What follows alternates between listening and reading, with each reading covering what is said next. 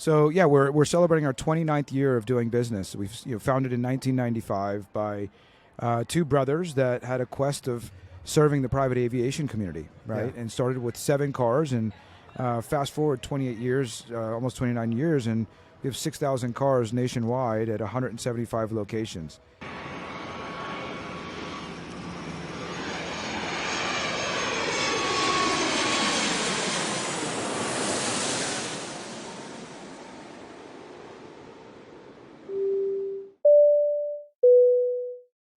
Hello, everyone, and welcome back to another live edition here at Las Vegas at the Resort World for the Forbes Summit Travel Guide Conference. I'm very excited to interview this next individual because I became so intrigued when I was looking at the list of participants, and there was a recurring theme. I was seeing Go Rentals. Like, what is Go Rentals?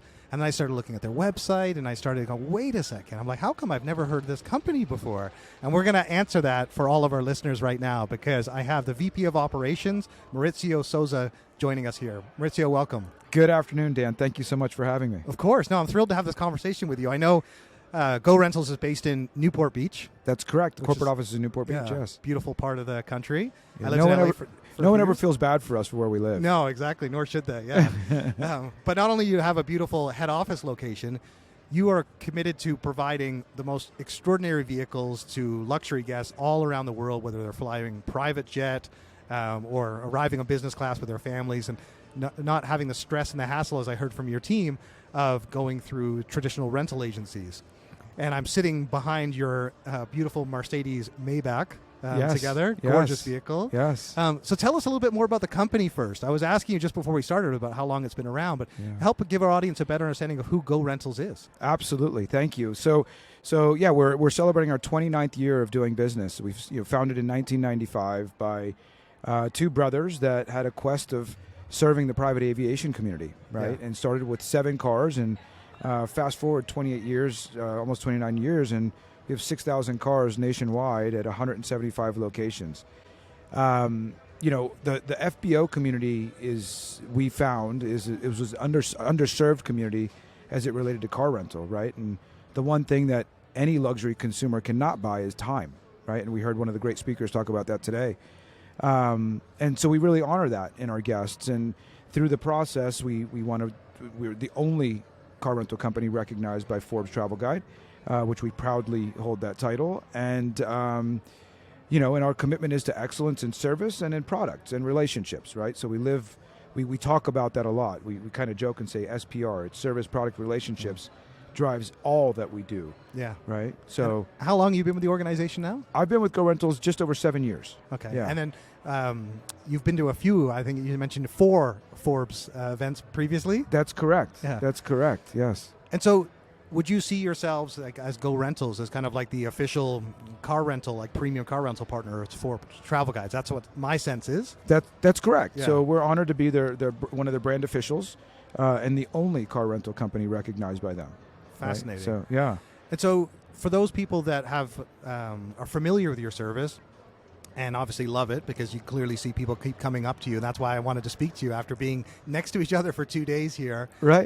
There's clearly a great affinity for your brand, and especially this is the perfect place for you to be. So the question may be obvious, but I'd love to hear your view on what brings you to Forbes, and specifically even some of the insights of what you've actually gained from being a part of the sessions in the last 2 days. Sure. So I think, number one, I think, is that we don't rent to the general public, right? So, the legacy car rental brands do a great job for what they do and renting to the masses. And we're hyper-focused on serving the ultra-high net worth community, right? And honoring them in their travels, right? So it's a great relationship with Forbes because that's what their focus is, right? Absolutely, and whether it be through hotels or some of our other brand officials that we have the honor of sharing that title with, the common thread is that it's about the guest experience, right? And how do we get to enhance that guest experience together, right? And it's really a community, and I think that's kind of answers the second part of your question, is what have I taken away from it? It's always refreshing when I come to the summit that we get to be in community together in sharing and delivering this, what we love to call an exceptional, memorable guest experience. Oh, it's fascinating. And obviously this year, I'm assuming, is slightly different than other years. Every year, there was the pandemic. We're 2 years past that now, and the event's back. I know there's been a lot of focus and talk about artificial intelligence. We don't have to spend a ton of time on that. Sure. But is there any other topics or themes that have come up this year that have particularly resonated with you? And I'll throw out one. I mean, obviously you and I were just speaking to Chip Conley, who's an extraordinary individual and gave that great presentation earlier. Absolutely. And one of the themes that's come up from almost every hotelier I've spoken to is wellness. Absolutely. So the commitment to wellness, which, and you mentioned time. I mean, if anything, people want more time to sleep and less time to be in a line or have other hassles in life. So That's right. I'd love to hear some of the other insights that you're taking away that are maybe more relevant for you and Go Rentals from some of the sessions you've been a part of. Sure. I'll touch on wellness first, right? Because I think one of the things that we're very proud of as a company that since its inception, right, in 1995, was that we hand detail and sanitize every one of our vehicles, right? Yeah. So when the pandemic happened, when you bring up, the pandemic, everybody was saying, oh, we have to sanitize and you have to sanitize. And for us, it was just another day in the office, right? That's just how we treated our vehicles from the very beginning, because the last thing we wanted was for any of our guests to pick up an illness because they were in a vehicle that was never cleaned. Right. Yeah. So they were getting off a private aircraft that was meticulously sanitized. We wanted him to have the same experience in our vehicles.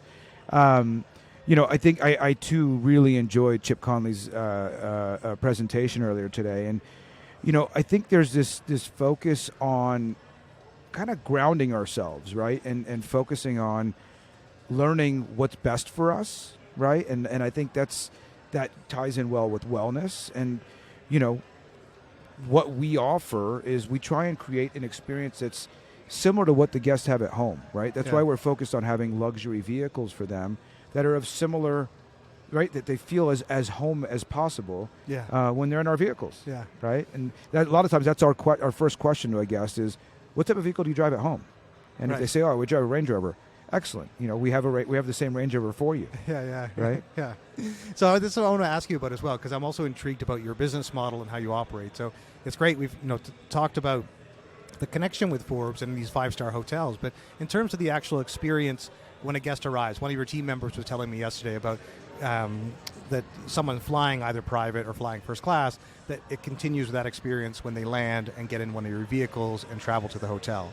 How do you actually deliver on that operational excellence? Are there certain destinations that you cater to exclusively in terms of and the types of vehicles you can offer and how you execute on that? Because I guess for the uninitiated like myself, I'm keen to know just, given the volume that you would need in certain destinations and the vehicles, how the business model works. So please tell me and educate me and our listeners on where you operate and how you operate these fleets of vehicles. Thank you. Yeah, we're proud to serve just about every luxury market in the United States, right? So we're in 28 states, 175 locations. I think I mentioned that earlier. And we plan very carefully the fleet that goes to each location, right? And not only just each location, but the seasons that we're serving there, right? So obviously, as we sit today, the snow destinations or mountain destinations are very busy, right? And this is a peak time for them, and we have a large amount of large SUVs that are outfitted for the season, right? So it's not just a vehicle, but we have the proper tires for that market. We have the proper ski racks or whatever amenities that a guest would want or need, really. We try and think of that for them, right? Yeah. And if it's families traveling together, we have baby seats prepared for them in the vehicles. So really making it as effortless as possible for the guests, because ultimately in the luxury community, we want them to not think about it, right? Absolutely, we want to anticipate all of their needs and be able to deliver on that. We touched on the arrival experience. Very important for us, right? I think that we have a lot of great travel professionals here and travel advisors, and the best travel agents in the world and the most respected travel agents in the world have a lot of control over the airline, right? The airlines that they select.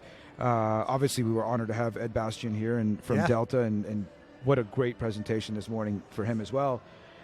So the travel advisors have a lot of control there, right, in that airline experience, and then they have a tremendous amount of control at the property level for the luxury hotels that they choose. But there's always this gap that's missed in between, right? Because although you're a first class traveler, if you're renting a car, you're still getting in a shuttle with everybody else, and you're getting in a line that maybe is a little bit shorter, but you're pushed through the masses. Yeah. Right. And our aim is to take that experience away.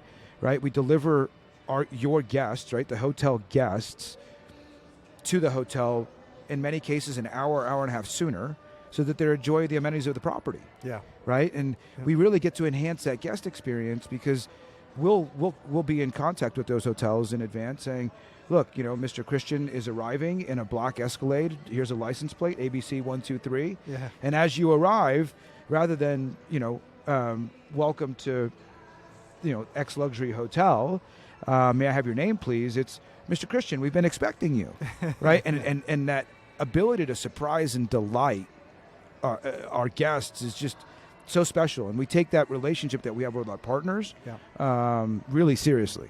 Now, in terms of where your business comes from, this is another thing I was also keen to understand too, is that you've got these great hotelier partners, these 5-star hotels, and I also do appreciate you clarifying about the U.S., because for some reason my mind was still fixated on being able to offer this in the Cayman Islands and some of these like international destinations. And we'll come back to that later as far as international expansion, but Sure. I appreciate you re-clarifying that it's U.S. only at this point. But those the customers, do you find them direct, or is it the hotels that are actually recommending your services, or a combination of both? Yeah, it's a combination of both, right? So yes, we have a lot of we're fortunate after 28 years to have a great following, right? So we have a lot of guests that have been loyal to us, and we get to serve them in more and more markets as we grow, right? Yeah. That's really exciting. But we do depend a lot on referrals, right, from the hotel partners, right? Because we're not a legacy brand that's well known, because we don't rent to the general public. So we are dependent a lot on those relationships, right? And the referrals, if you will, from the hotels or travel advisors, and the FBOs, right? Yeah. I mean, all three of those are super important groups for us. Yeah. The other question I want to ask you, and I have to, the expression that I have to share just before I even ask it is a kind of well-worn, which is that, you know, if you have to ask how much it costs, you can't afford it, right? That expression. And so I'm keen to just get a sense, especially when our listeners are thinking, because what I'm part of the reason I want to ask is that, you know, there's certain times when people want to splurge on a holiday. They may not be ultra high net worth individuals, but they may be having a special occasion, an anniversary or a 50th birthday, and they want to have that luxury experience. So would you mind kind of giving our audience and our listeners an idea of sort of what cost range they would be in to justify the elevated premium experience? Sure. I think that's what's really exciting, right, is that we're ultra competitive, right? We're not looking to take advantage of any of our guests, right? So they would find pricing to be very competitive with what others would offer, right? We don't have a quote-unquote VIP experience, right? This experience is the same whether you're renting a Toyota Camry or the Maybach that's behind us, right? So the experience is consistent, right? Got it. And the pricing is commensurate to what's in that market, right? We do flex a little bit based on seasonality, but not in a dramatic fashion, right? Because we honor the longer term relationship with our guests, rather than trying to get as much from them in that one interaction or that one transaction. Well, part of the reason I ask, and also why I was keen to speak to you, is that I travel extensively, and I travel nearly half the time. When I travel to England, Avis has Avis Prestige in the UK, and I use Avis Prestige almost every time, and I love it. And it was like, and for me, the discovery was like I would take my aunt. So whenever I went to England, my aunt, who I was very close with, and she lived on her own, and I would always make an effort to drive down and take her out because she was on her own, but her husband used to drive a Mercedes. And she loved being driven around a Mercedes. So I'd rent a Mercedes or a nice car. I would pick her up. I'd take her out to a pub lunch, and we'd have and so it was part of the whole experience. I loved leaving London, driving a really nice car through the country roads. And I was like, and so Avis Prestige offered this, and they also offered airport pickup and drop off. And for the cost, I'll just use it was maybe twice the price, but it wasn't 5 times the price. And for the difference, it was well worth it. It was a splurge, and it was like, but what I couldn't believe, and sometimes it might have only been 50% more. And what always amazed me is that how few people even knew that it existed. And if you actually knew that was an option, you'd choose to spend that little bit extra to have that incredible luxury experience versus the standard frustrating experience, because I've also stood in the Avis line at LAX for like an hour and a half when I'm Sure. and had that painful experience late on a Sunday night. So it's so I'd love to, I guess, highlight that to other listeners that are like me, coming to understand Go Rentals and thinking, wait a second, there's a better way, and this is it. Sure. Yeah. Sure. Listen, again, I think, when you say double the price, we're nowhere near that. Right. I think Yeah. we don't participate. I mean, obviously during the pandemic, we saw a massive spike in pricing, right, in Yeah. car rentals. We heard all the nightmare stories of how much people were paying for car rental, and we just chose not to participate in that. I mean, because again, we honor our guests, right? We honor the relationship that we have with our partners and our guests, right? And we don't want to put anybody in that position, or that to be part of the reputation that we carry. Yeah, very Right. interesting. And so you mentioned you've got a dedicated following. You've been around for 25 plus years. You've obviously got a great respect amongst the luxury 5-star hotels.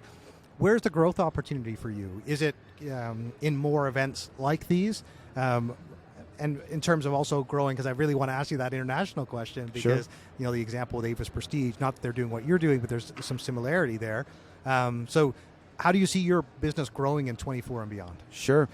I think, look, it's taking the great relationships that we've been able to engage upon, right, and fostering those to get even more out of them, right, and to create greater value, and then it's to create new relationships, right. And I think there's some amazing luxury hotels that in our markets that we haven't yet had the opportunity to serve, and we want to continue to do that, right. Absolutely, And yeah.